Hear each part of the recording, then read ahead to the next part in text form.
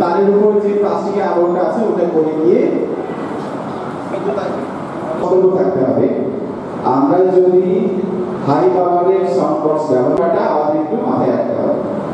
আর যদি আগুন লেগেই যায় তাহলে আমাদের মাথায় রাখতে হবে যে প্রত্যেকটা মণ্ডপ থেকে ওই মণ্ডপের যে বরাদ্দ যদি 2 জন দিতে আসে ফায়ার এক্সটিংগুইশার যদি আচ্ছা, এরপর আছে পূজা মণ্ডপে আগত শিশু ও নারী দর্শনার্থীদের নিরাপদ সুযোগই নাই।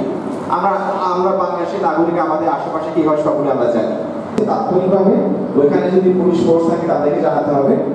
এদের প্রাথমিক দায়িত্ব তাদেরকে রেজলিউশন করে বুঝাই দেওয়া হয়েছে, তারা সেটার ব্যাপারে ব্যবস্থা নেবে। বিভিন্ন ধর্মের বিভিন্ন গোষ্ঠীর মানুষ আছে, আমরা যাতে পারস্পরিক সহাবস্থায় থাকি, মানে যদিও আমরা খেয়াল রাখবো তারপরেও আমাদের যাতে নজর যায় বা চোখ যায় যে এইটা হচ্ছে না আমাদের সময়, এইটা আগেই মাইকটা নিলাম, সবাই ভালো থাকবেন, সুন্দর সুস্থভাবে দেখতে পেলাম যে এটা পূর্বের একটা জিনিস মন্ডেই নিয়ে একটা মানে ভুল বোঝাবুঝির একটা বিষয় আমি দেখতে পাচ্ছি কি লিস্টে নেই এখানে। আমরা যখন এসে কাগজ জমা দিচ্ছি, আশা করবো আমরা একটা কমিটির আশা করবো এই মানে বিভ্রান্তিকর এই পরিবেশের দ্রুত পাশ হয়ে যাবে। সবাইকে ধন্যবাদ।